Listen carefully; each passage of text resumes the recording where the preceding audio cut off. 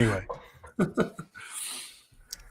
All right, we are live. Hello, everybody. Welcome to another episode of A Schmudgeon of Curmudgeon.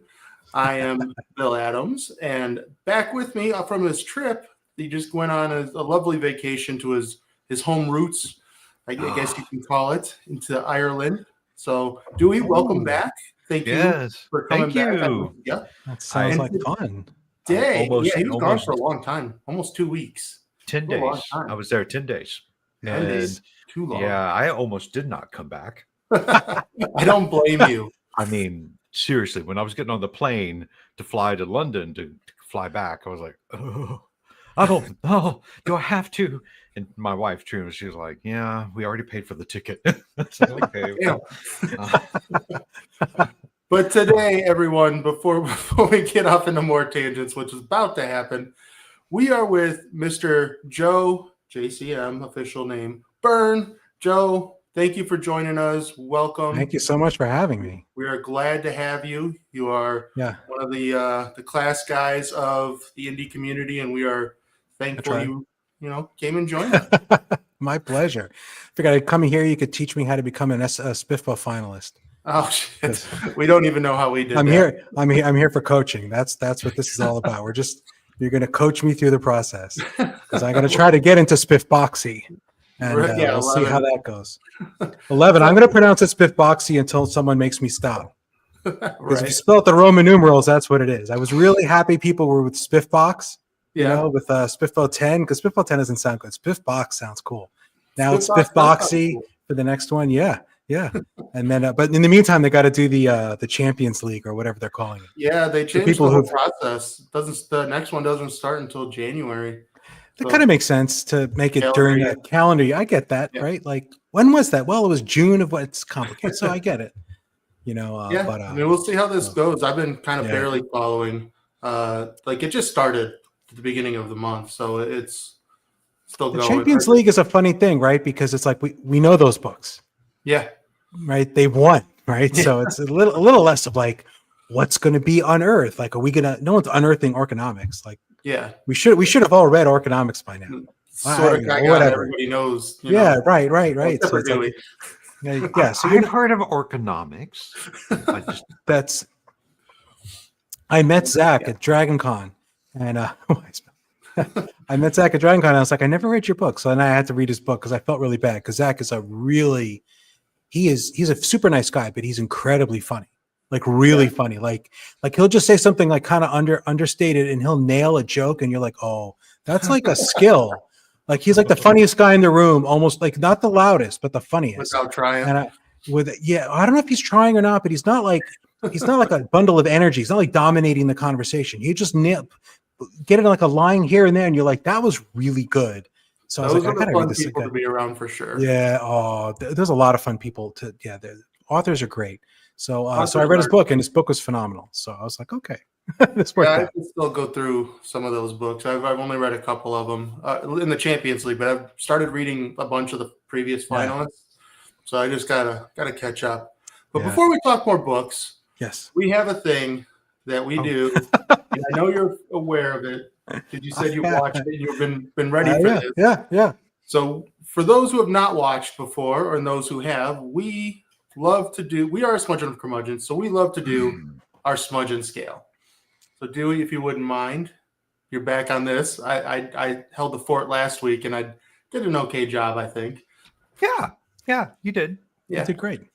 Yeah, it was wonderful. Okay, so Schmudgeon of Curmudgeon scale. This is the heart of our show because every day is a new curmudgeon rating, in my opinion. So the scale, just to recap, 0 and to 10, 0 being okay. I'm still a curmudgeon, but I'm in a good mood today. Nothing's going to bother me for the moment. And then 10 is you've got a brick in your hand. You're ready to just go after some kid on a bike. So what we ask you to do is just for today, just for the moment. It can be right now, like we want right now, but it could also be earlier in the day. But today, how would you rate your curmudgeon. So we're going to start with you here. So I have your little pog right here to move you around. Oh no, I'm going to pull a spinal tap on you. We've got to dial this up to 11. Oh, for real? Oh yeah, because I mean, my whole writing career is built on spite. And then if you've been, if you've been following the Twitterverse lately, the steam's been pouring out. You got to put me at 11. Just what David said. Here we go. You broke the Roberti record. Hold on. As soon as I saw this thing, I'm like, I got to be an 11. Well, we'll make it honorary. We'll put an 11 right there. Thank you. I'm ruining your format. Dude, It's been on 5 minutes and he screwed us up. Dewey, you've been out of the loop for a while. There's been a lot of stuff going down on the Twitters, and Joe has been at the vanguard of I don't think I started anything, but you didn't I've been start it. But I've been trying to continue it and maybe finish some of it. But you came in with your brick, like Dewey said, right? Yeah. Get on the bike. Yeah, Bill's right. I've been avoiding social media since I came back because it doesn't matter, and but I hope you're okay because I mean, has it been bad? I don't know if we want to even talk about it really here. It might make my curmudgeon go up a little bit, but okay. It is tricky in how to live in a space where the Twitter space I inhabit is book people. Like I don't really follow like political people on Twitter. I don't really follow my friends in real life on Twitter. It's book people for me. That's my community on Twitter. And it's a tricky thing. And I'm going to say this in a non-political way, but it's a tricky thing to how to live with people who have very divergent politics in modern day America while sharing this book space. So like, how do you do it, right? Can you do it? And I think people on both sides of the spectrum are fairly going to toss their phones and get off and like get angry if they see posts representing the other side or certainly the extremes of the other side, right? Whichever side you're on, right? You see someone, right? So how do we inhabit that space without hitting that? And it's not fair to say, well, you can't. But should there be limits on what you can say? But we've been pushing those boundaries the last couple of days. Yeah. I try to be fair. Like I don't want to see your politics if they're opposed to mine. So on Twitter, I don't post much of mine. Every once in a while I slip up, but rarely. Right. So that's my contribution, right? I'm like, I'm not going to put my crazy politics for, right, Joe? I do that on Facebook. If I'm going to vent about some political event and I'm steam's coming out of my ears, I'm going on Facebook. Those are my in real life friends. And I don't send Facebook friend requests to people in the book community. If they friend request me, I'll accept it, but I don't initiate. I'm like, just so you're aware, this is where I go off, right? And then if they want to be subject to that's okay. But on Twitter, I won't start things. But then other people, and there are people who are, for example, there was a situation. I'm going to make it a person who had strong political views, who was part of the book community and didn't really express them for a couple of years. So you could kind of tell. You could go look on the guys. You could find out. Yeah. They weren't overt. They weren't brought up during like YouTube discussions, which is fine. And then that changed. This person started saying the stuff that they've always believed, which is their right. But on the other hand, it's like, how do you deal with that as the rest of the community? My mercy is unmatched. Yeah. But I mean, like,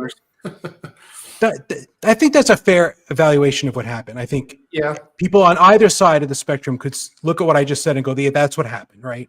Yep. No, it was a interesting weekend. Let's just put it that way. Yeah. And I think unfortunately, it brought a lot of negativity to the forefront, which.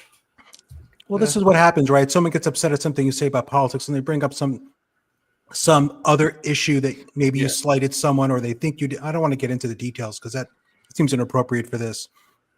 But it always spills over and turns angry.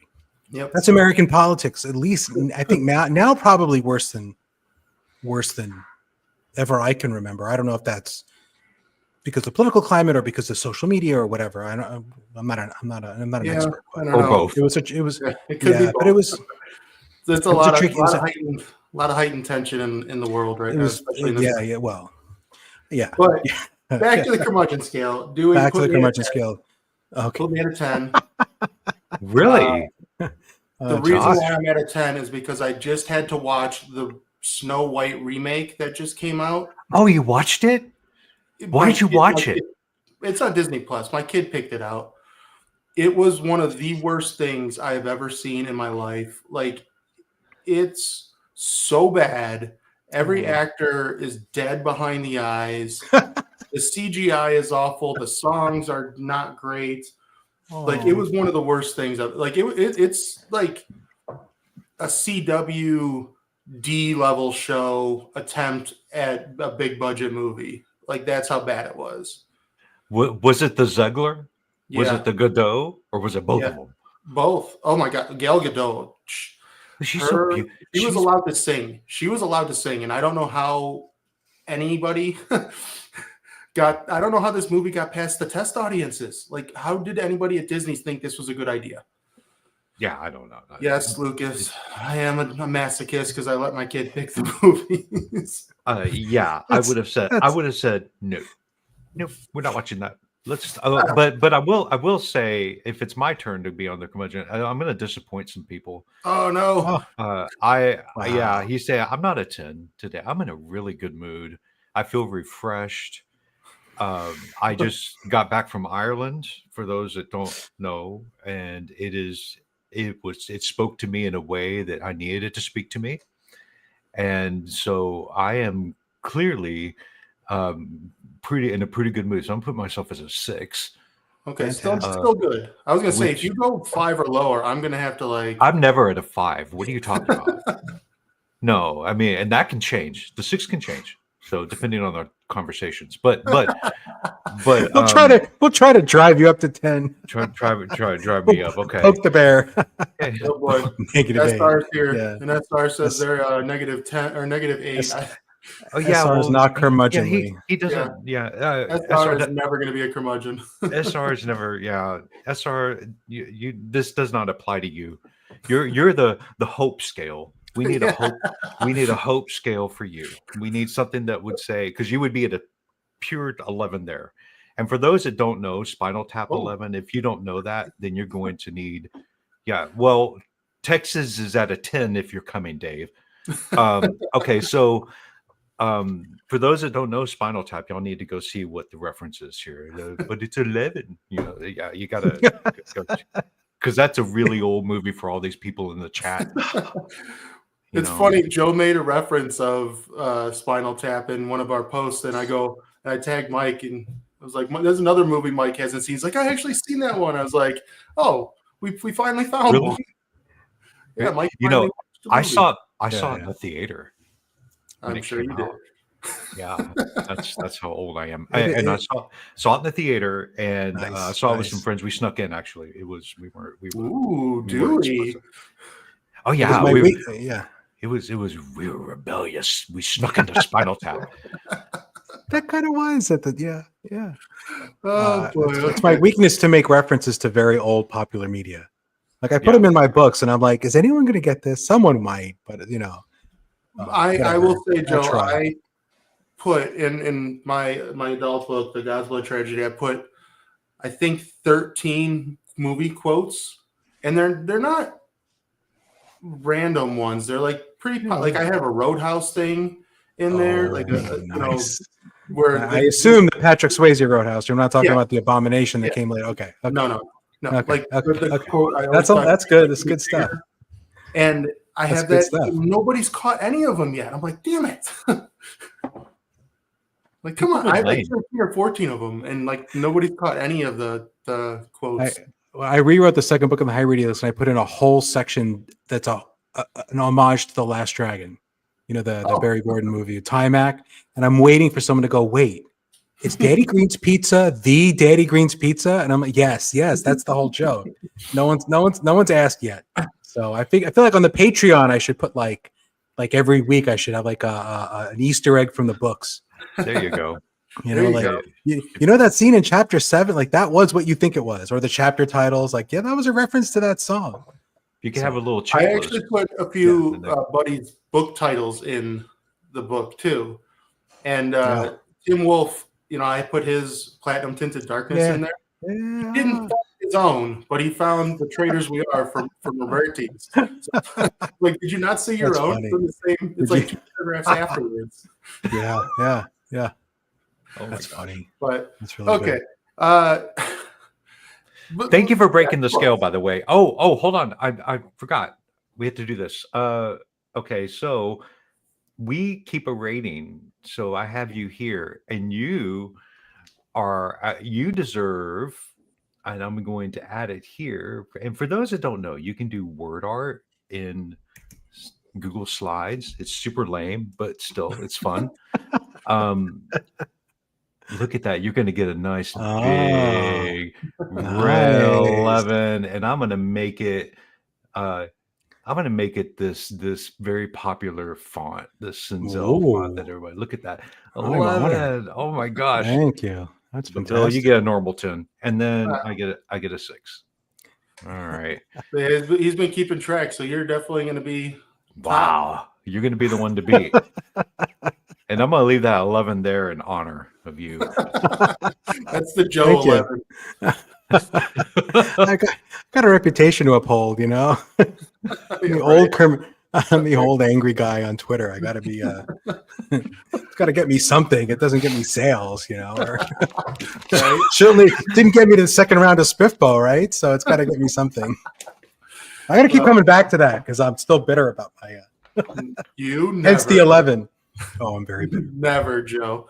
So okay, so for those of you who might watch who don't know who Joe Berne is, please give us a little bit of a spiel and talk about your books, and then we'll go into them a little bit more detail and have some fun questions in there. But who is Joe Berne? I'm a software developer. No one cares. I write books. I started writing books a long time ago, but I started doing it more seriously to publish because I wrote books before the KDP. And I wrote my first novel that I sent to like a publishing company in like 99. So, and it didn't go anywhere. And then a few years later, I did it again. And then a few years later, but like KDP is the game changer. And then I had some spare time into there. People don't know Joe Berne. Ganesh, we hung out a couple times at Dragon Con. So I know Ganesh well. We had a lot of fun. Does he have a T-shirt with your face on it, like the Joe Abercrombie one? He was one of the first people to like bring a physical copy of my book to get my signature on it, and that kind of made my con. I was like, oh my god, I feel like I've made. He brought like a whole suitcase to Dragon. This was like a couple years ago, and he knew Ryan Cahill was going to be there, so he brought a whole suitcase of all of Ryan's books, which are chonkers, right? Physical copies of Ryan's books. That's no joke. That's like a workout. And he brought him from Seattle because he didn't have any, like, he was there for like 1 day, so no clothes, just a suitcase full of books. Just carry him around the con, got Ryan to sign him, got them to stand with the big stack. It was a great time. So that was a lot of fun. So I write books. I wrote mostly a series called The Hybrid Helix, which is a space opera superhero story, and that's Zero Twist is a short story you can get for free. I don't know if it's the best intro to the series. It probably is more enjoyable if you read it after Wistful Ascending, because then you kind of know the characters and like the punchline will be funnier. Yeah. But those are the first 6. Book 7 is coming out probably in a month. The cover was delayed. The book is done. Well, it's not done. I have to do like one last read through for typos. So I also have Partial Function, which I wrote to put into Spiffbo. So when Wistful Ascending got bounced out of the first round of Spiffbo, I was like, I got to write a real fantasy so I have a shot at this contest, because I felt probably unfairly, because it was more of a science fiction or more of a space opera. It was like didn't get its due. This is just me being arrogant, right? It just didn't win or didn't make it out of the first round. I was this close to having Bookborn read the book. I was so excited, and it was like down to like 2 books, and my judge was like, this other one. I'm like. So then I wrote Partial Function in a rage in like 30 days to enter into Spiff Box. And then that didn't work. And then because for Spiff Box, they had the lottery. So you enter the book, but only like half the books that were entered made it into the first round, because they couldn't process 600 books, which is fair. I'm not complaining about the setup, but so it didn't make it. So this book has still not been through Spiffbo. But this is my take on. Imagine if the movie Taken starred Michelle Yeoh and took place on the cradle. So it's a woman with magical martial arts powers fighting dinosaurs, among other things, because her kids were kidnapped. So yeah, and I had a lot of fun with that book. And people have been asking for sequels. I may write 2 more. I want a sequel. Yeah, I know. I mean, I really like that. Partial Function was so much fun. Thank you. I really appreciate that. I really enjoyed writing that book, but I also, that book of all the stuff was a much more, like, the story has a to me, it has an ending. There's a story I could tell, but like, her kids get kidnapped, she gets them back. Like, I'll tell everyone right up front, she gets them. So like, it's, I'm not the kind of person the kids will get killed and then she'll go on a rampage. It's not going to happen in my books. I don't write that kind of grim stuff. She gets them back. So yeah, it does have a clear ending. To me, if I don't write another in that series, I'm going to feel okay with it. Whereas with the Hybrid Helix, I really have a long-term plan. And if I don't write it, if I stroke out before I get there, that was one of my better first chapters, was Partial Function. I'm not good at first chapters, but that one was above average for me. I mean, you could just write a whole story about Dog. I could just write a whole story about Dog there is, just peeing on defeated foes left and right. Like, I mean, come on. I don't know why I put Dog in that book, but I have never owned a dog. My daughter is a dog. My stepdaughter is a dog person. Like, she raises seeing eye dogs for like the Seeing Eye Dog Foundation. So she gets like a puppy and she raises it for like 15 months, trains it, then she has to turn it in because it becomes seeing eye dogs. So I'm around dogs, but I've never had one of my own.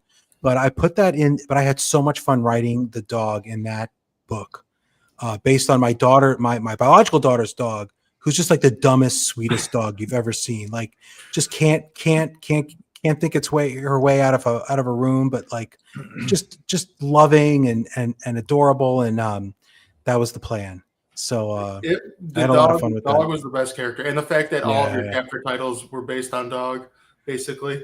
Yeah, a lot. I have a lot of fun with chapter titles, which I think people underutilize. Like, people like, it's more work, but I also think you have fun with the subtitle, like, because it says an Infinity Bagua technique. Okay. You see that's so cool. It's like, what is that? So I have a martial arts background, just enough, like, not enough that like I'm dangerous in a fight, but enough that I know a lot of random useless stuff.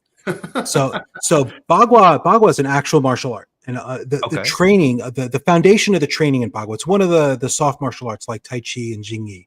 So one of the so-called internal arts, based on like subtle body mechanics to harness power, as opposed to like big flashy movements like jumping and kicking things like high in the air. And the training, a lot of the training is based on walking in a circle. This is true, right? This is real. So, walk in a circle in a very specific way, and you learn like body control and very subtle, how to shift your weight in very subtle ways in order to manipulate your body, which is half of a fight, is, controlling where you go. And then, so an infinity walk is where you walk in a figure eight, like an infinity symbol. And people use that as a training technique today and for like football and stuff, where you do it as like a warm up. And it's because when you walk in a figure eight and you keep your eyes focused on a certain point off in the distance, it just trains your nervous system to do some like very interesting things. Like, it has some weird warm up properties. So like, I'm not saying this is like the greatest training thing, but it's a real thing that people do at like high level training in like high school, college environments. So it's like, what if you combine them? What if you did Bagua, but an infinity? So I was like, and it's like, there's just enough interesting stuff in there that I think if you were a real martial artist, you'd be like, that might have, like, not like I'd actually change. I'm not saying it would actually work, but it's kind of like plausible. Like, it's almost plausible that this would make sense. And this would be like a valid martial arts training system. So I use that as the core of the martial art. But I think almost no one who has read this book has appreciated that, which is fine, right? My favorite thing about the book, aside from Dog, was the fact that all the characters, like when they were doing an attack, would like say out the attack that they're doing, which was, I thought, really funny because it's like curmudgeon. It's curmudgeonly, right? It's old school movies. Yep. And I was on a early in my like sort of YouTube career. I was on a panel with Rob J. Hayes, the Rob J. Hayes. we were talking about action scenes. I don't know why they put me on a panel with Rob J. Hayes. I'm like, why am I here next to, like, we should all just shut up and let him talk. But I didn't do that because I'm a blabbermouth. And at one point we were talking about this, like, what can you do a martial arts scene where they just call out, like, Bear sleeps in the shed, and then they do the thing like they do in movies. And he's like, you can't get away with that. It's never going to work. And I'm like, Rob, I'm gonna write a book where they do that for every freaking move. Whether I'm gonna prove you wrong. Total curmudgeon move, right? Because Rob told me it wouldn't never work, and Rob's way more successful than I will ever be. So I'm like, damn it, I'm gonna. I don't know if I'm gonna prove him wrong, but I'm gonna try.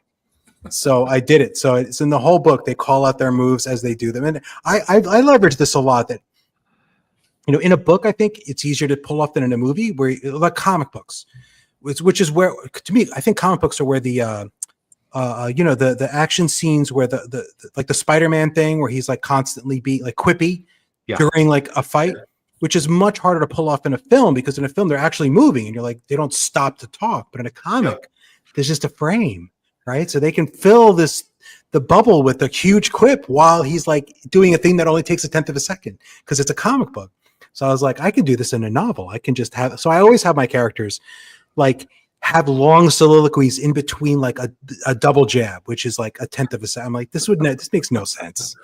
But suspension of disbelief. If I have a guy flying through space and punching a spaceship, he could talk a lot between punches. Exactly. He'll accept it. He'll accept it. I love it. Bring up the questions. Oh, okay. Yeah. Hold on. We get to more books here in a second, but let's get to some fun questions here. Oh God, questions. Well, hold on. Dave Lawson had a question. Yeah, I'm saving it when we get to. Oh, okay, yeah. Yeah, you guys do what you. Hybrid question time.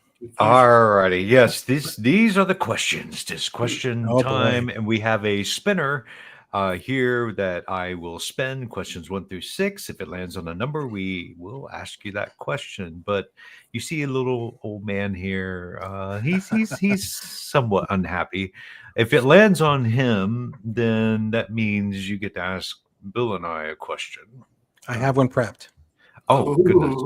Oh, I thought about this while I was the prepped ones are the worst ones. Okay, so here we go. Let's spin it. Big money, no whammies, no whammies. No, oh my good Lord.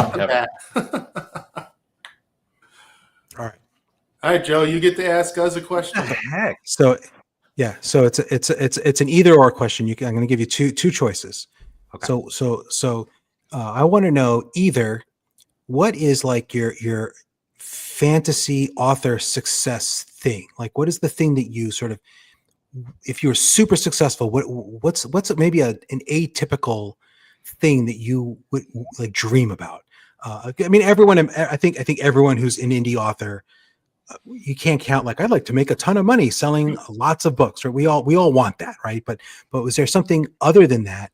And the alternative question would be, and I think these are tied together, is what's a success that you've had that you've found really satisfying, that you've already had, that's maybe not what you expected, or not the typical meaning, the typical being selling a bunch of books and making a bunch of money.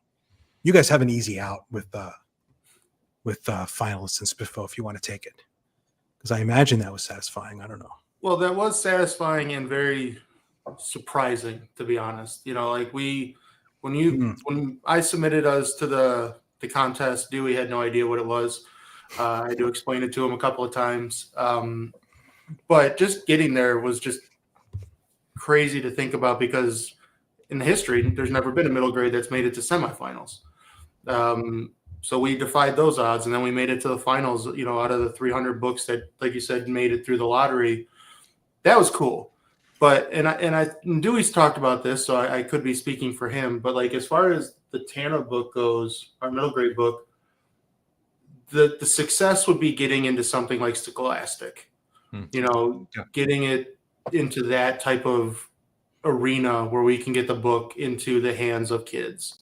That would be the goal. That would be the ultimate success story. Because, like you said, we're not going to make money. We went into this knowing we're not going to make money. I mean, we got more reviews than both of us thought we would ever get in the history of in the scheme of things in this. So I think that would be the answer for that. Dewey, if you want to add, or Oh, I would say, else. yeah, Scholastic is the thing about being limited by the indie publishing scene is one, it's not really designed for kids. It's not designed to get your books Right. into the hands of kids. You have to get through the gatekeepers, Yep. the parents, the librarians, and so forth. Which that's understandable. So getting into Scholastic would be incredible. But I also think having an adaptation of Tana into an animated series that I sharply oversee. It would have to be very that might be a problem because a lot of people like to take control of things, and I'll be like, nope, it's going to look this way, it's going to sound this way, it's going to be this way. Yeah, so but that would be cool. That would be really cool. What you guys did was super impressive, because to get Philip Chase to select your book, I mean, like, it's not his thing. And to me, when you can put a book in someone's hands and it's really not their thing, and they still promote it and push it and give it really positive reviews and select it for a contest, that means more. Like, I mean, if you'd written like a semi-grim epic fantasy with religious tones and he loved it, like, okay, great, that's Philip, that's what he likes. Yeah. Like, I mean, I've seen it, right? But you guys, you put a thing that he doesn't like. It's like kind of like One Piece, that he loves One Piece so much, which isn't what you think of when you think Philip Chase, like he's going to love One Piece, We've said it a million times. We got lucky. I mean, we got extremely lucky. I don't think you did. All right. You got the guy who's probably most likely to not want, I mean, you're putting I know you're saying it out of humility, and I love that, but it's not really fair. No. I mean, because you got the guy who is not the right audience for you, and he selected you anyway. That's pretty cool. Not so much that. We got lucky in the fact that both Brian Bell and Philip were going into this completely unbiased with what they like. They were basing their decision on the best book that they read. Okay. Whereas we know and we've seen not all judges go that way. They go by what? What? Which was the biggest shocker for me, by the way, because I'm naive and think everything is run in an equitable fashion, but whatever. Yeah. I think that was lucky. Yeah, that's okay. Luck. Like, these are two guys with a lot of integrity, and that is true. That is true. That is fair. Yeah. So that was a good question. Very good question. I thought about it while working out this morning. Well, I appreciate the good question. Dewey, hit us with a good one so we can get back to some less serious questions. Uh-oh. 5. We got the axe. All right. What's an axe? Sorry. I had a theme song. If Joe Byrne had a theme song, what would it be? If you listen to the song Doom Machale, it's from the movie Doom. I'm a huge Bollywood fan, and there's a flute section in the opening of Doom Machale that it's spelled DHOOM, the Doom part. You should look it up on YouTube. There's a million versions of it. But if I had not just a theme song, but if I had a superpower, like I wouldn't fly or be invisible. I would just, when I walk into a room, I'd have that play. Like not out of any observable place. I just want to go in and have like Darth Vader has the theme that plays. Yeah. You ever watch that Family Guy episode where Peter had the theme song? And he just like walked into the room and it went off, and that I probably did. I mean, it's probably where I got the idea from. All my ideas are stolen from something. But I'm 54. I've watched a lot of shows and read a lot of books, so like I don't remember where I stole them from. But that's probably it.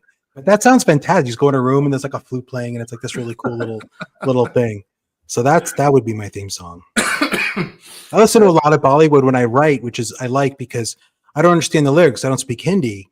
So like it doesn't like interfere with like the dialogue going through my head, but it's still like very kind of upbeat dance. I listen to the dance stuff, so then it kind of keeps me energized for the writing sessions. And it's gotten to a Pavlovian thing now where I can't write without Bollywood music on. Oh, interesting. Yeah, Dewey, hit us one more, and then we'll go back to the books.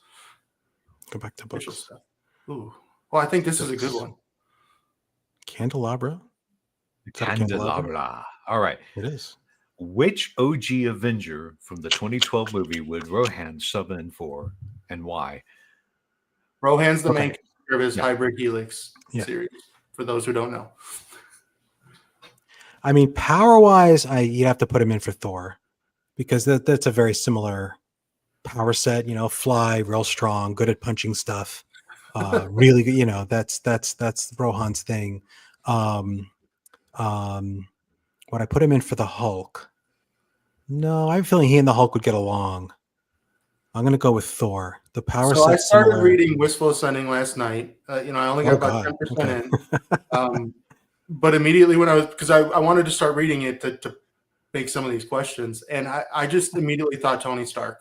Like, I mean, RDJ, the Tony Stark with the quips, the funny talk, him speaking into his helmet, you know, while he's getting beat up, you know, thinking about his helmet getting beat up and stuff. I'm like, dude, this is Tony Stark right here. Yeah, I can see that. I can absolutely see that.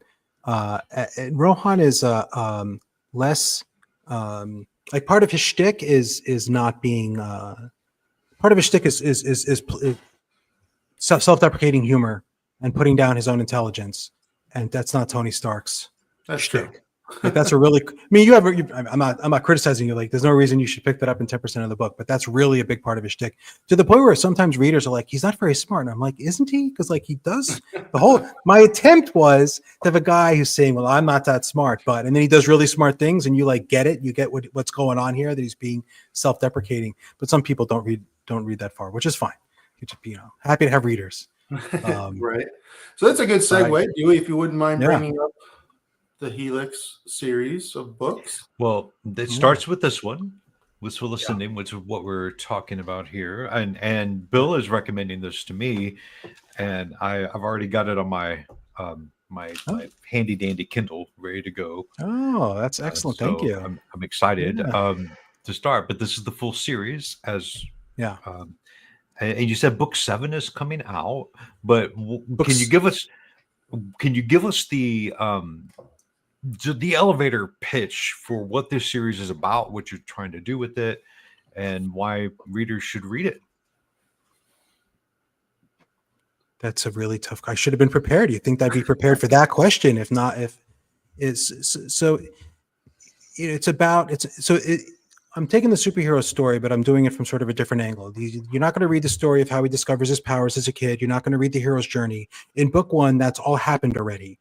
So this is a guy who's been through his hero's journey. He was working as basically a super soldier for an evil empire, right? Committed horrible acts, and his low, you know, dark night of the soul has happened in the past, and you'll never see that scene. It's implied that he's committed horrific acts, gotten to a point where he couldn't live with it anymore, and has to find a way to move forward with his life, given what he's done and all the terrible things he's done.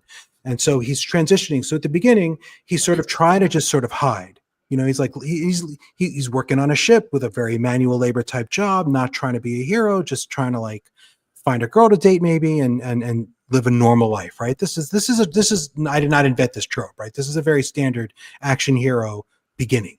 We've seen it a million times. And then over the series, he transitions to where he realized that if he's going to live a peaceful life and live up to, you know, to be satisfied, to clear his conscience, he's going to need to fix everything. Like everything sort of globally, but I'm trying to get him there in a slower, more gradual way. And people who like the book, usually there's a lot of action. There's a lot of like giant monsters and spaceship fights, and there's a magic system that's pretty internally coherent. I spent a lot of time working on his magical powers. It's not really science. It's a science fantasy. The main character is pretty.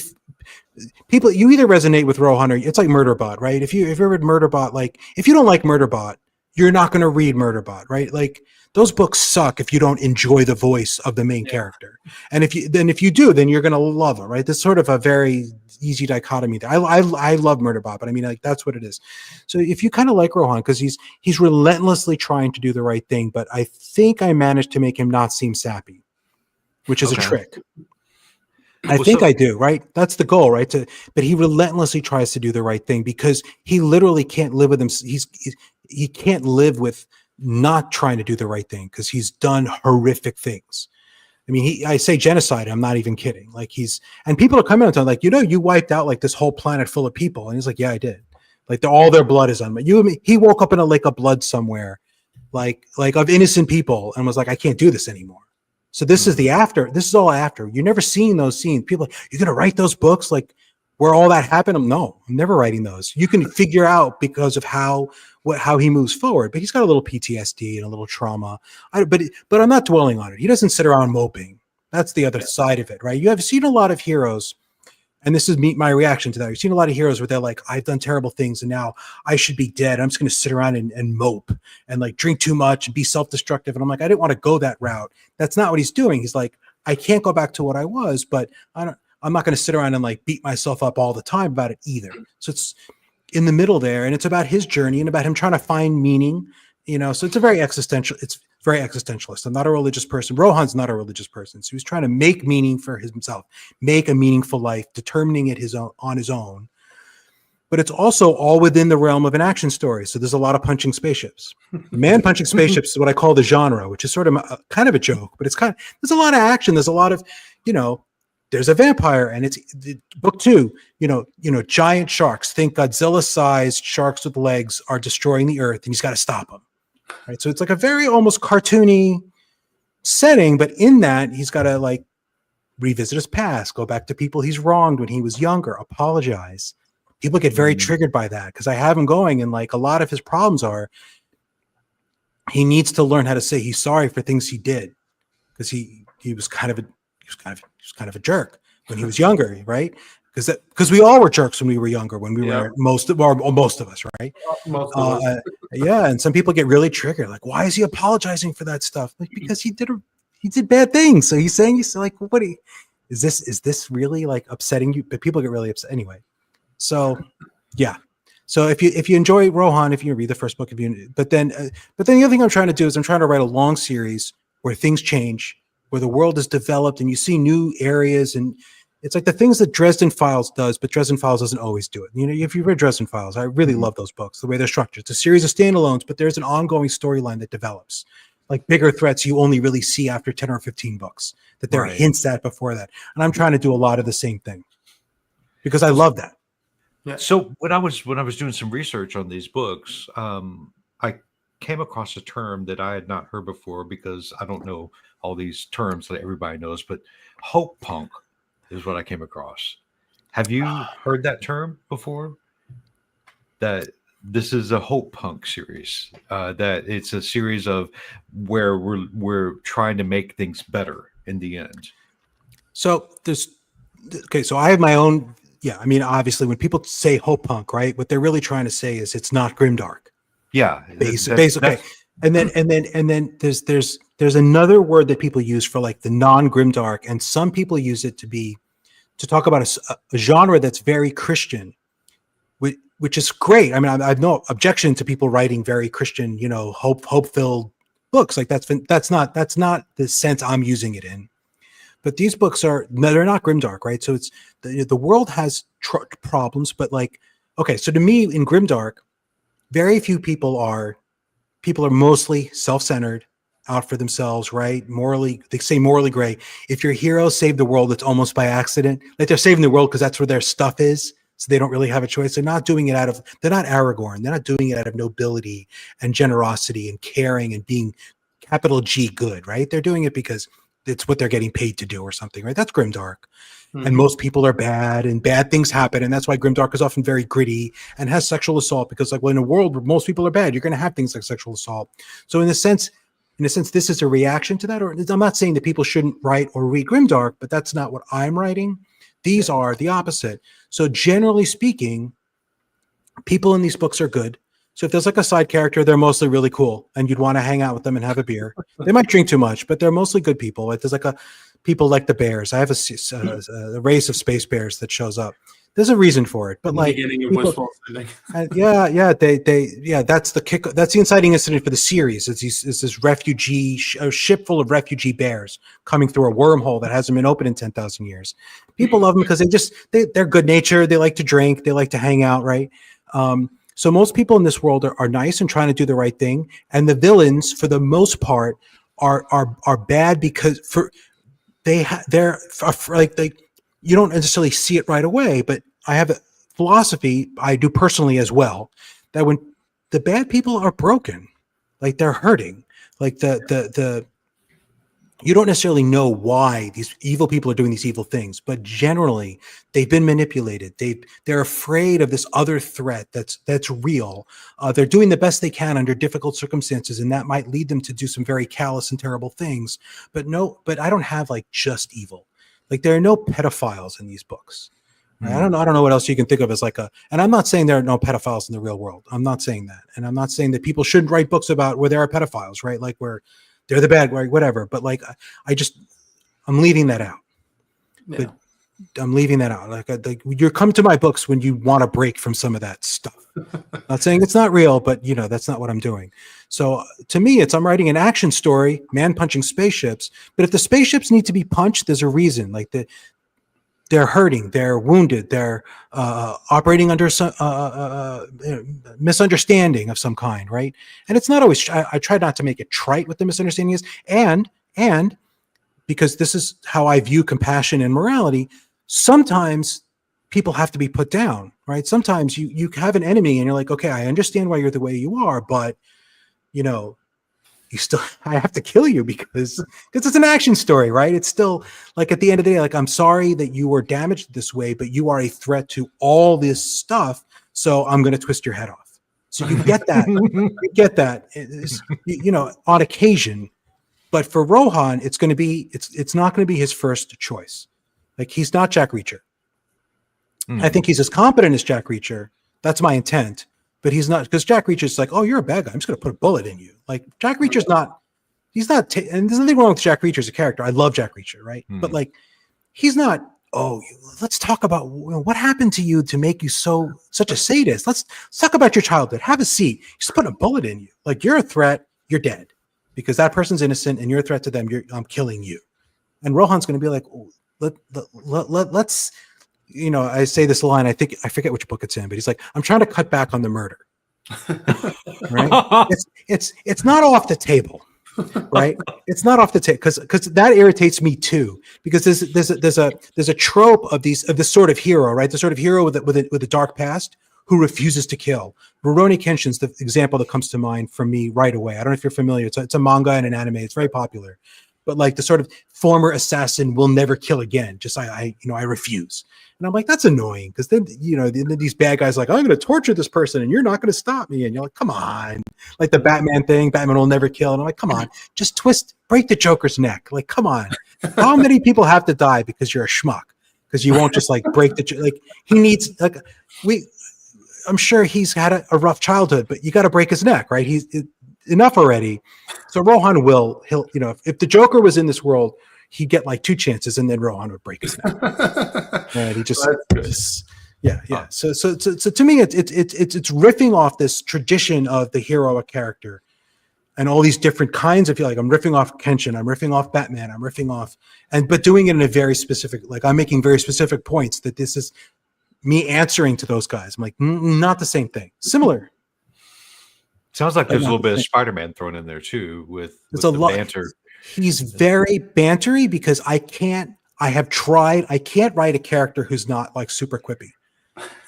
Because if I don't have a character who's cracking jokes all the time, I get too bored. I can't write.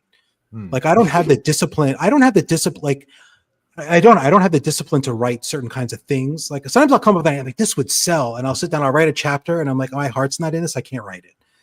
And maybe I'm wrong that it would sell, but I mean, I can't do it unless it's really the story I want to tell. I mean, you got to do what you like to do. Like as the author, you can't write a story if you're not feeling passionate about it. And the characters are what drive the story, every story.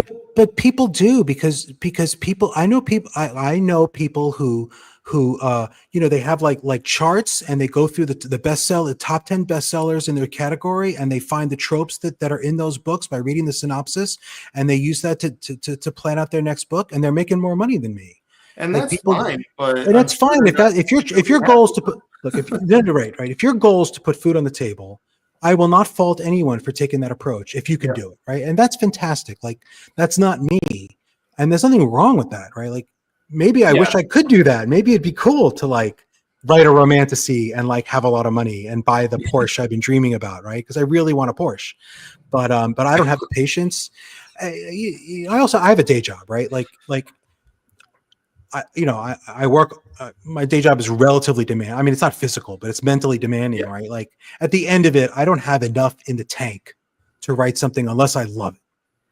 Yeah, that's just I me. feel the same way. Like, I mean, I'm at the point in my own writing where it's like I need to enjoy it because there's only so much time in a day. I have young kids. I don't have a lot of energy anymore. Yeah. I cheat, right? My kids are grown. That's my cheat code. It makes it easier. Yeah. Oh, definitely. I mean, I picked a bad time to start publishing books with young kids that don't sleep all the time. And you get up in the middle of the night. So it's why I have my big kahuna drinks with a little bit of vodka. Oh, no, I got it. Yeah. Let's ask the question that Dave brought up before we go to the regular ones. Oh, okay. So Dave asked, why did you decide to do flash forwards at the beginning of the Hybrid Helix books? So first of all, it's kind of an interesting like writing constraint because so Dewey, if you haven't read it, the first 3 books, they start with a scene from very close to the end of the book. So like he's in the middle of a fight, you don't know what the hell's going on, and it's like just like 4 or 5 pages, and then it's like, and 12 days earlier, and then he's like, right, he's having a perfectly normal day, and then you eventually get to like, oh, that's what was going on in that opening scene when you get to the end. Right. So I did that in the first 3 books. And for Wistful Ascending, I thought it helped to set the tone, because if you read the book and if you take out that action scene, that actually is him being beaten up by 3 superpowered guys in space on a moon, they're all wearing space masks and they're flying, and immediately, the genre, right? You're in a man punching spaceship story, it's an action story, and he quips because he quip. The second line is him quipping at the guy who's pounding his face in, and like it's, and these guys are beating the crap out of him, and he says, maybe I should just let them kill me because I probably deserve it. And that's like the entire genre, the theme of the series, and the and the tone. Set the tone right away in 2 pages. And I still don't love that scene. I think I've rewritten it like a bazillion times, more than anything else I've worked on. I don't think it's my best writing, but it does the work. And so for Wistful Ascending, I thought, and because if you didn't have that, you might think it's like a cozy, because if you start at the next chapter, it's much calmer, and it's much less immediate. It's much less frenetic. And I didn't want to change that part of the story. I wanted that to be a build of action in the main story. So I'm like, well, start with an action so you know what you're in for by the end. Like I'm giving you that hint. Yeah. So that was a lot of people hate it. A lot of people hate that structure. It's common in TV. Like a lot of shows do this. Oh yeah. Where you start with like an action bit from the end of the show, and then you're like, and then 5 days earlier, and then you're like, isn't like the whole series of Criminal Minds or whatever built on like the murder or something like that happened already, and then one of those procedural shows, they do that. It was I think Leverage might have done it. There were others. I want to say Alias. I don't remember, but there were definitely a lot of action style TV shows that would do this all the time. So it's not, I didn't invent this idea, but people really enough people complain that after book 3, I stopped doing it. But it's an interesting constraint, right? Because you've got to have these villains, and then you can't just introduce them in the second chapter. So you've got to keep this thing in your reader's mind, like, well, why were those guys beating him up? And then you've got to introduce them later and have it all make sense. You're like, oh, that's what was going on. So I enjoyed doing that. I liked it, but enough people complained that I'm like, fine, I'm just going to not do it anymore. So starting in book 4, I stopped doing it. But by book 4, if you don't get the tone and the genre, then I can't help it. Yeah. Should have it like, right. It's like, okay, you've read the first 3, presume. I don't know why you read book 4 without reading the first 3, but you've read the first 3. Like, come on. So you don't need, it's your fault. If you don't need me to tell you this is a man punching spaceship story. You've had 360,000 words of man punching spaceships where you got it. I presume, right? I would hope at that point, right? right. But the first book is different. All right, we're gonna ask you another question. Okay. Let's see. We got number 3, money bags. Oof. All right. Which literary world would you most like to live in, and what role would you take? Oh, I mean, I mean, this is the thing about writing a hope punk, right? Like, if you're writing a grimdark, you don't want to live in your world because you'd be dead, right? Like, we're high chance of it. But I would love to live in my world, right? Like, global warming's been fixed, and people have called Wistful a socialist paradise. Raph Blue Tex had me on his show. It's like socialist paradise. I'm like, I don't know if I'd exactly, but basically, it's a post scarcity science fiction world where people are all have everything they need and live in a wonderful place. So if I couldn't pick my own, I don't think about this a ton. I think any of the not gloomy sci-fi world. I feel like in any fantasy world, I'd get like cholera or something and be dead. Yeah. Like, I mean, I'm not a particularly good at like hunting or like woodworking or any of the things you need to do to be successful in like a medieval setting, right? Like, would I like to live in one of those settings if I was one of the lucky few born with vast magical powers? Sure, but what's the chance of that? I'm a peasant, right? I'd be the guy like shoveling the manure in the wizard's tower, not the guy studying in the wizard's tower. So I'd have to go with any of the not cyberpunk, any of the more like positive sci-fi settings, because you got to figure in like already in my lifetime the world is in there's many downsides. I'm not gonna sugarcoat things, right? There's so many things that are better than they were when I was young. Like, I have asthma. There's like just drugs that make it fine, right? Like my dad died of like stuff that there's just meds for now. Yeah. The internet. Like, I'm friends with you guys. We never would have met 30 years ago. Yep. Like, it was impossible. I get so much value and joy out of the internet, out of social media. People bag on social media all the time, but I'm like, I have so many friends. I'm like good friends with people who live all around the world. Yep. That would never have happened. So yeah, I mean, it's like the Homer Simpson, where he says like the alcohol is the cause and the best, like the greatest thing. But I mean, the internet is basically that thing. It's like the cause of all like the world's problems, but it's also the best thing that's ever happened. Yeah.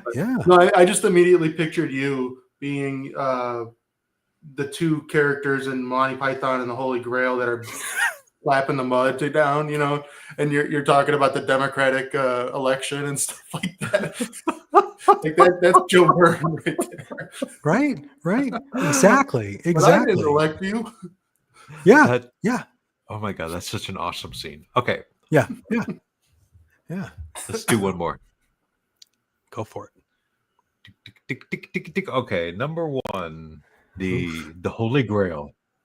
Speaking of, if you could write an episode for any sci-fi show, which would it be and why? I see myself as like a big story maker. Like the Hybrid Helix, I wanted to be like 20 books.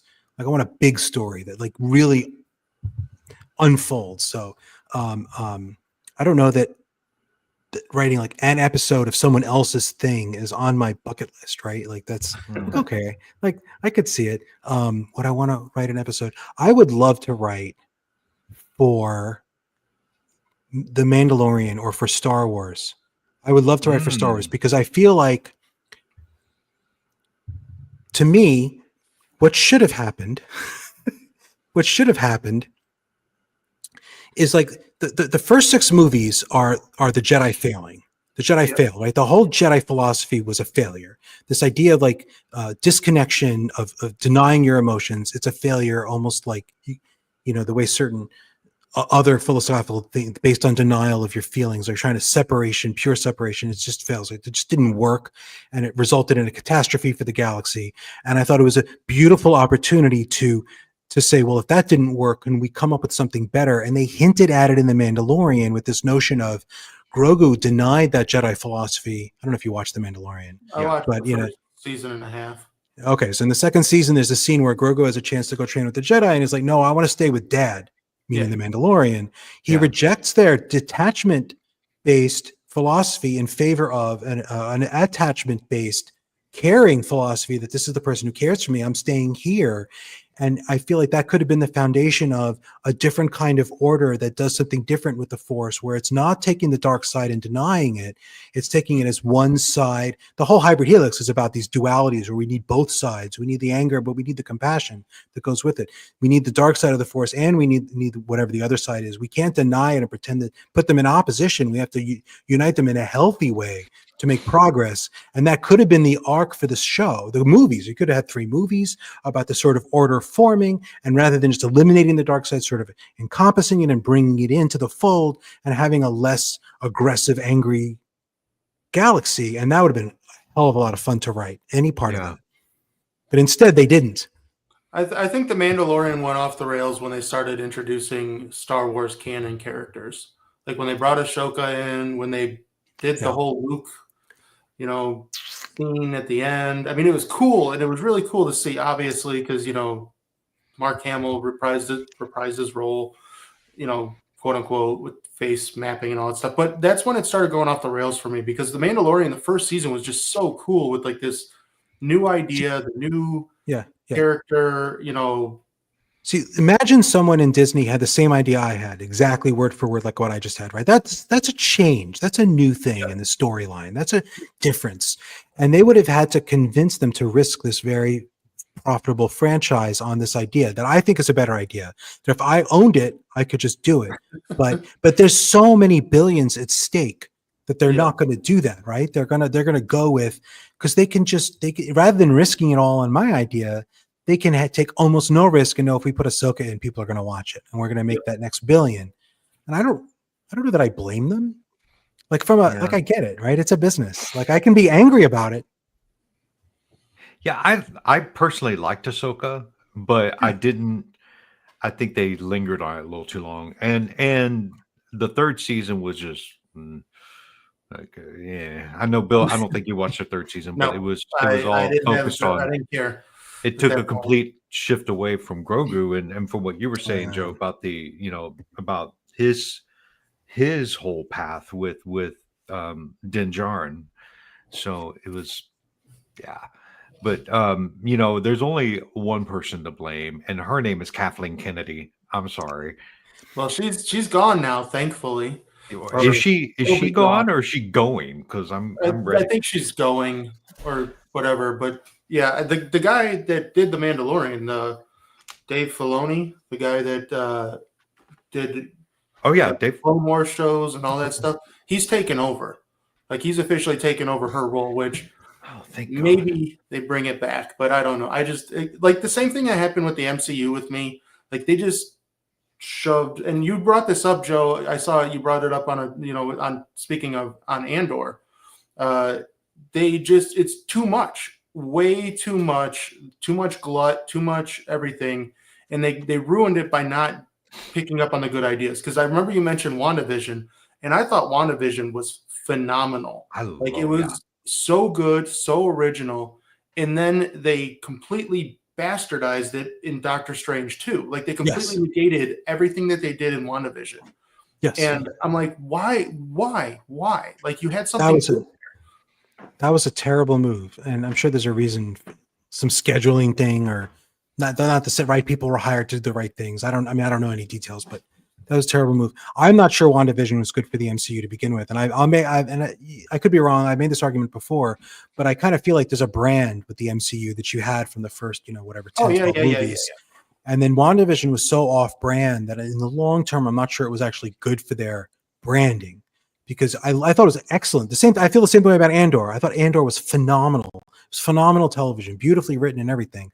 But it's not Star Wars, right? It's not guys with laser swords, a guy in a shiny thing, the cute, Grogu, Yoda, right? It's not a space opera. Like Andor could have been any science fiction setting with an evil empire, which is not that's not unique to Star Wars, right? and I feel like you're better off having when you have a brand like MCU, where you're getting like action, you're getting some quips, you're getting a certain quality of like character development, a certain quality of dialogue.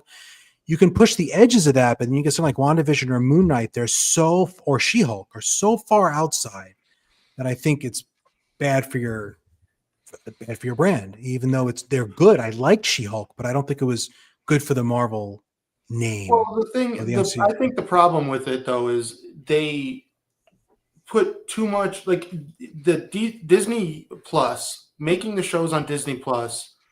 They should have just kept them separate. Like WandaVision, they could have had it, like still trying to connect it into a greater narrative, ruined the setup because the movie, because that means you had to watch all the shows to get into the. That's why, like the whole movies in this whatever since Endgame have sucked, is because you have to watch all these shows to get the knowledge of stuff like that. Yeah, and that's where I mean, I don't know, the glut destroyed it, and for me, the movies, Thor 4 was an abomination. And even Chris Hemsworth knows it, which is good.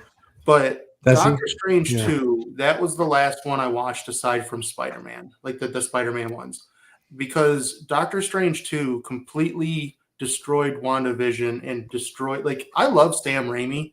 Like the Sam Raimi movies that he's made have been all great, but that one was just so bad. Yeah. Like I don't know how he messed it up. Like, speaking of bad fit, I was going to say though about WandaVision, it was almost too good it was too good of a story for the MCU because it was dealing with the grief of a superpowered being and how she was dealing with that grief, and the whole story was about that, and it was a deeper dive into what. Into a human character versus just like you said, a superhero. You have every now and then some insights into the character, but it's mostly punching and just a lot of fun. Whereas that one was sad. It was a sad story, and you felt so badly for her. But then, like you said, the Doctor Strange one just made her into a mustache twirling. Yeah. I have this theory about books that are fun or good. Right. And good is like dealing with like literary themes and doing innovative things and doing like fancy prose. Like those are good. And fun is like whatever makes you turn the pages, like exciting, whatever. Mm-hmm. And you can do both. But what you're writing, you need to know which one is your leader. Are you trying to be good first and then fun? Or are you trying to be fun first and then good? Or are you trying to be sort of trying to keep them even? But like Marvel has always been fun and then good, like some good thematic stuff, some good character stuff, but fun first, fun forward, right? And then WandaVision was not fun forward. WandaVision was flopping it. It was good first. It was literary first. It was touching on themes first. And if you had some fun, that was great, but that was the trailer. And that's almost like a genre switch. Yeah. Right. It's like they were trying to do real literature in a Marvel film. And like, it was good. Like it was well done, but you're doing that in the framework of the MCU, and that has not, none of the other MCU stuff was trying to be good first or literary first. I think Winter Soldier is the only one you could put in that class. That was still fun first. That was still like all the fight scenes. Like they were putting plenty of action, plenty of guys punching each other with flying around. Like there was a lot of that going on. I won't disagree, but I think it was very close. But you can do that. You can narrow the gap. But if you actually flip it or too far, you're taking a risk. That's my theory. I will say, and Dave mentioned it here about Thunderbolts. I saw Thunderbolts. I really liked it. I thought it was a lot of fun, but I mean, I felt like it was trying to recapture what we're talking about now. I've heard good things. Yeah, it's worth a watch for sure. I'll see it. But it's hard. It's hard going to it knowing that Doctor Strange and Thor 4 and all that came before. It's like, oh my God, these are terrible. I want to add, we're running over time, and I don't want to keep you much longer if you because I know it's getting late for you. But I have a question for you, and I've been dying to ask it because I know that your books. And by the way, I love the covers. I always mentioned this last time. I'm always focused on the covers. Your covers are they're very reminiscent to me of old style sci-fi, but with that comic book action twist. Like I really love that kind of Alex Ross kind of look to them. Yeah. But I want to say, what are your thoughts on the current trend of things like The Boys, the Invincible, where it's just this hyper violent deconstructed superhero where it's like, you know, they're trying to make the superhero, let's see the greedy and see the whatever, you know, versus like, what, how do you feel about all that? So there's this very popular thing, and like I don't know if other people are going to agree with my usage. I call it a deconstruction, right? You're sort of taking the superhero genre and you're like, well, what if we strip out some of the conventions of the superhero genre? Like, what if they're not good people? Like, what if the superheroes aren't heroes, right? And like, what if they were all just messed up? And this isn't new, right? This is Watchmen, like which Watchmen came out in like the late 80s. Yeah, like this is like people act like, oh, this is sudden, and it's like no, they were doing it in the late 80s. It's almost 40 years ago, right? Like this is not new, but I think there's always going to be like a market for that. You know, it's not what I'm writing. It's not what I'm interested in writing, and I'm not going to write The Boys. First of all, you add the sense of a deconstruction, and then The Boys, the comics even worse than the show. The show is pretty bad, right? It was it's a little edgelordy. The comics are. I almost like the show. I like the comics, right? Because I have a high tolerance for it. But like, you wouldn't want to give them to your 12-year-old. You know what I mean? No. Like they're brutal and they're graphic, and the sexual content and the physical violence is terrible. I don't see Invincible in the same vein, because Invincible, there are genuine heroes in Invincible. There are, yeah. The action is more graphically violent in Invincible. But I wouldn't put it in the same category as The Boys, because it's less exploitive and more just like showing consequences of the fights. Yeah. I can see someone not having it to their taste, but I mean, to me, I mean, Invincible is the number one inspiration for my series. You know, I literally wrote it specifically to respond to a particular thing that happens in Invincible, which is his brother was born. Yeah, because the whole thing was the Viltrumites had. The Viltrumite, when they have the half-breeds, they're basically almost as powerful as full-blooded Viltrumites. So they go and they find these very fertile, like, species and have lots of kids. And then those kids are like, you can just raise a race of, super warriors. And like, but why has no Viltrumite done that at any time in the last 10,000 years? Like, that seems like a no-brainer. If you're like a Viltrumite and you're like not like the toughest guy and you're like put down by society, like a Viltrumite loser, you go and find a planet, you like impregnate 10,000 women, you come back and conquer everybody. That seems like a no-brainer. I hate plot threads like that, where it's like this obvious thing someone should have done it like 1,000 years ago and they never did for no particular reason. I'm like, come on. So my whole series is the alien empire. They have kids. The kids, only the half-breeds, only the mixed race kids have the superpowers. The full-blooded ones don't. So they go and they like hide, and they like have families, and they raise their kids, and it's almost like child soldiers, like kind of raise them to. Yeah, I really hate plot holes. You're gonna have. Read my books. You're not gonna find a lot of places you're like, that didn't make any sense, right? It really bothers me. So my whole setting was a response to Invincible. It's like, because this is how the whole empire is run. They go, they have their kids, and they recruit their kids for their armies. And Rohan is one of these half-breeds. That's his whole backstory. Right. And his dad raised him in kind of a crappy way, because you're not going to raise your child soldier in a healthy, nurturing, be your own man environment. You're going to raise him to be like, you're going to follow orders, kid, and be as manipulative as you can. But the thing about, people are going to like their deconstructions. Like, people like Watchmen, and Watchmen's never been my favorite property. I mean, the comic people are going to, lose their shit over that, but it was never my thing. I don't generally, it goes back to the whole, like the grimdark in fantasy, which is in a way a deconstruction of Tolkien, right? Or, what if we had magic and we had swords, but there were no true heroes, right? And I'm like, those are good stories. That's not what I want to write, and that's not what I want. That's not what I want to consume most of the time. Like, that's not. I don't want the bulk of my media consumption to be that. I like a little bit of it, but if all I could watch was The Boys over and over again, like, that's some rough stuff in that show. Did you see the show? There's some scenes in there where I'm like, I don't want to rewatch that show. I've seen the show and read the comics, and okay.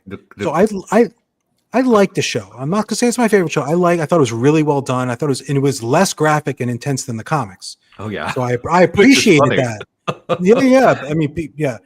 But I don't want. I'm in no urge to rewatch it. I'm like, I don't want to see some of those scenes again. Once was enough. You know, I will so say I'm trying. when he gets the baby with the laser eyes in the one room, that was really funny. Nothing will ever, for me, the deep eating that octopus. Nothing will.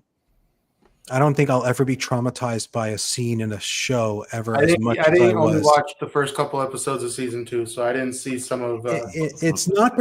If you just see it and there's no context, I don't know if it would mean anything. But in context, it's horrific. It's horrific. It is absolutely. I think Tilda Swinton was the voice. Was it Tilda Swinton? I think was I the don't voice. know. So she's like, no, don't even. And I'm like, oh my God, this is awful. It was horrific. It was absolutely awful. So, and you know, and people like grim stories for lots of reasons that are perfectly valid, right? Like some people like it; they feel like catharsis, right? They feel like or they like seeing horrific things happen, but people survive, and that makes them feel inspired. People went through this horrific thing, like sexual assault, but they at the end of it, they go back to their lives, and people get inspired. That's great. I'm not that person. Right? Yeah, I don't want to see that. I'm just like, I don't want it. I don't want to see it. I don't want to hear it. I know it happens. I'm not in denier, but like, so in my books, like the dog will never die, right? There's like a kid in the book, and I'm like, I will promise you up front, spoiler, that kid's not going to get kidnapped, killed. Like no girlfriend will be fridged. You know the expression "fridging the girlfriend" from comic books from Gail Simone. That's why right? that was my. Did you watch the Wheel of Time show? I have seen the first season, and I need to see the next two. Now they cancel. No, you don't. So when that was my biggest issue that they changed, or not the biggest issue, but one of my biggest issues of the changes they made. They gave one character a wife, and he Perrin's wife. Perrin's wife, yeah, he killed her. Perrin's. I saw first episode. Why would you do that? One, it makes no sense narratively, but two, why do people still do these tropes? And like I remember watching a Brandon Sanderson reaction to that, and he's like, I told them not to do that, and they still did it anyway. It's like, why do people still do that? Like, why do they still think they need to do stuff like that? It's just it's a cheap way to get feels, right? So my whole thing is I'm going to write books where I'm going to not take the cheap way. Yeah, and I appreciate you saying that, because like I'm the same way. Like when I know sexual assault and rape happens in life, but if it's going to happen in something I consume, like a book or a show, it has to have relevance. For it to just happen and like it's never discussed again, that drives me insane and make me put a book down faster. And it can't be one of the like, oh, the woman gets raped and then that she goes on and trains in martial arts and becomes a badass. Like I can't see that story again. I can't see it again. The once was more than enough. I've seen. It's like come up with something better. It's lazy. It's a little gruesome and it's lazy. Like move on. So that's my. So we have there's a kid in Wistful Ascending. He's never going to be in serious danger in the series. He'll be fine. The dog will be fine. There's a scene in Partial Function where someone, you may think for a moment that dog is in danger, but he's going to be fine. He's got vanquished villains to pee and poop on. Yeah. He does a lot of that. He does a lot. That's all he does. Dewey, you got any sir. additional questions for Mr. Berne? Oh, I don't. Well, I did have a question about Bollywood, but I don't want to keep you going too long. I'm in no rush. Okay, well, that's what you want. What is it with Bollywood? I've read 3 interviews with you, and they all include Bollywood. And so I want to know what You're is reading too many interviews Bollywood? of mine. So I got into Bollywood just almost by accident. Like, Netflix will have like a thing, you might like this. And I clicked on it because I was really bored. And then I ended up getting sucked down a rabbit hole of like romantic. Did you watch all those R movies or whatever they're called? Oh yeah. So Bollywood is stuff from, the northern part of India. It's one center of filmmaking in India. And it has very specific characteristics. The movies are in Hindi.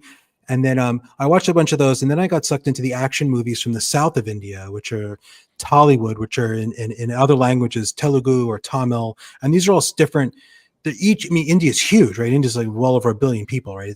They have multiple movie industries within, and many languages are spoken in India. It's a very multilingual country. So, that many of the regions have their own movie industry. They love they're really big into film.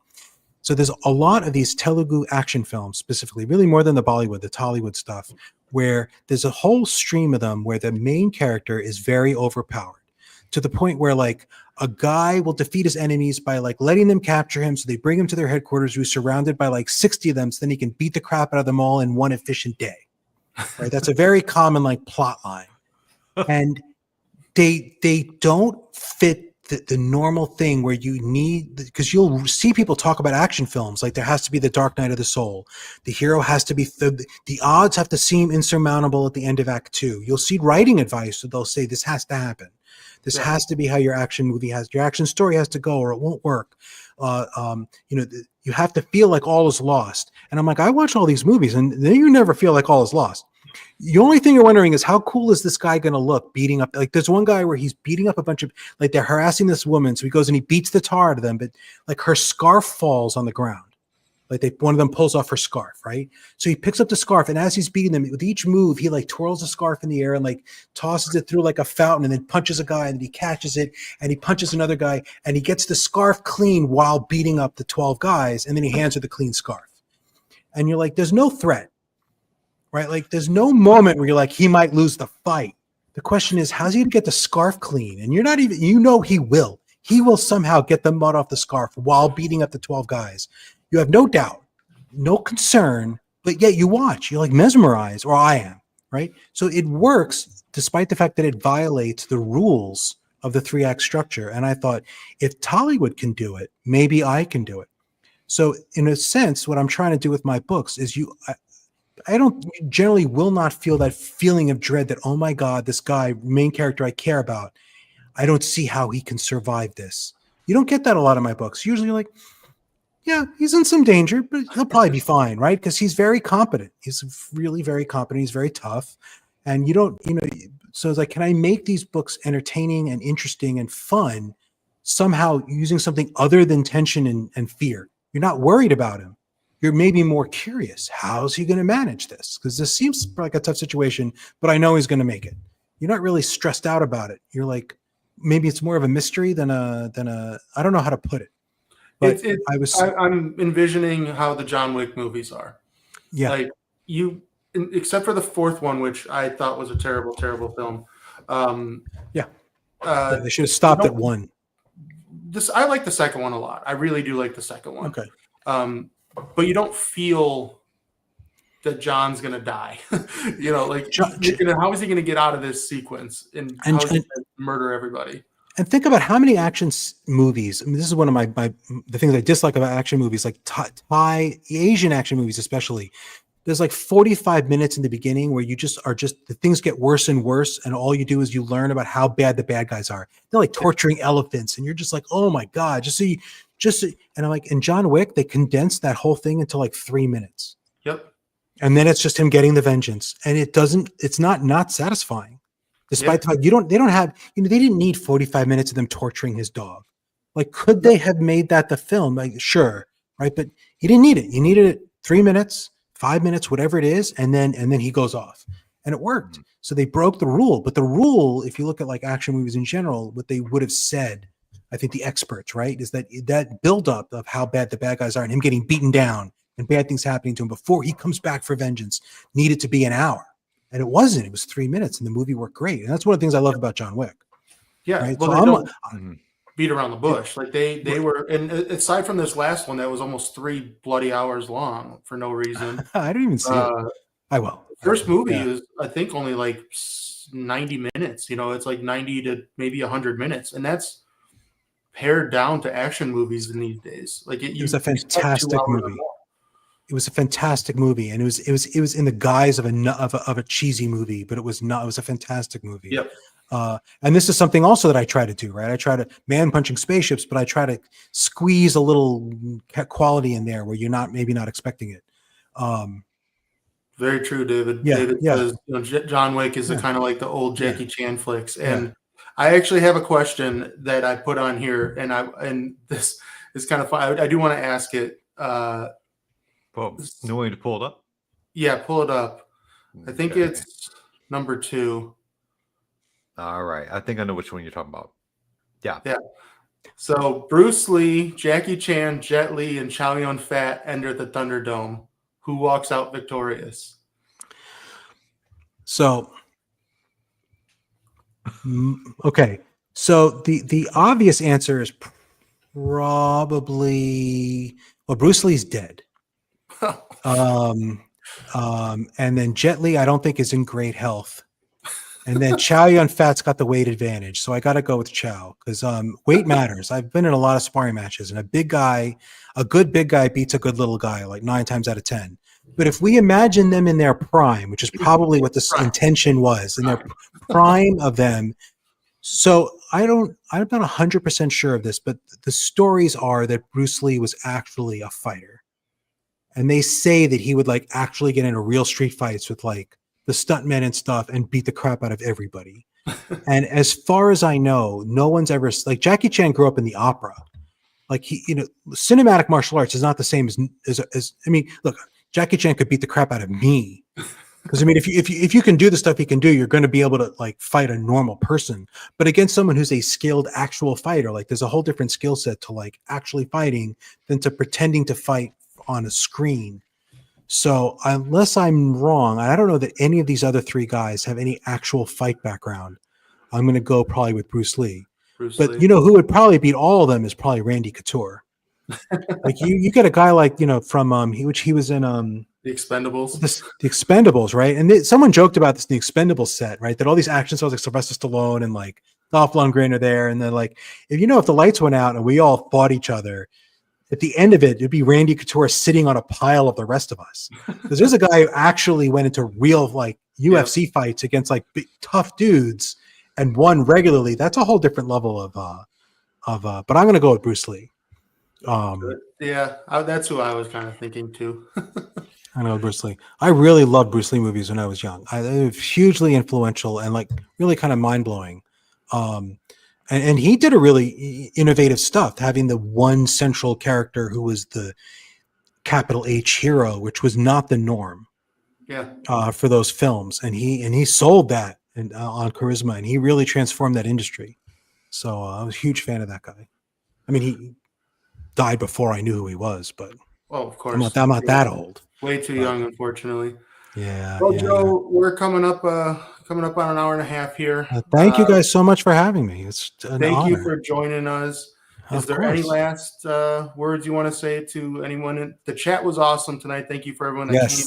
And again, thank you to the chat. Absolutely. Thanks to everybody that will watch and listen on the podcast and all that good stuff. But Joe, any last final words? Buy my books. It's book 7 of the Hybrid Helix is coming out. I'm probably going to release the Grim Dwarf, my story that was in the magazine that Bill was in. Bill had a story in there. But I had a feature in there that ran for 24 chapters. And I'm going to release that, I think, for free in a few weeks, because I don't know what else to do with it. Cool. And then, and I don't know if enough people like it and tell me they liked it, I will finish the story. But we'll see. So book 7 of the Hybrid Helix, and there's plenty more Hybrid Helix to come. There might be more partial function to come, no promises. And audio for Return of the Griffin and Blood Reunion should be getting recorded towards the end of this year, and should be released either end of this year or very early, like in January of next year, depending on when the editing gets done. People like audio, but my narrator had some life happening, so there was a couple years where we couldn't get that audio done, but now he's back. So hopefully if people are waiting on the audio, they're coming, and then I might even get 2 more done next year if I can muster up the cash, but you know how that goes. Yeah, that's those are great. Big checks. Good. Well, we're looking forward to the book 7, and I want to see this cover. Thank you. The covers are great, but Dewey has linked everything, and thank you so much. So thank you for joining us. This was a fun chat. Yeah, absolutely. Absolutely. Dewey, welcome back. And we will see you all next time on Schmudgeon of Curmudgeon. Bye, everyone. Guys. Appreciate it. So long. Now we'll end stream and awkwardly wait.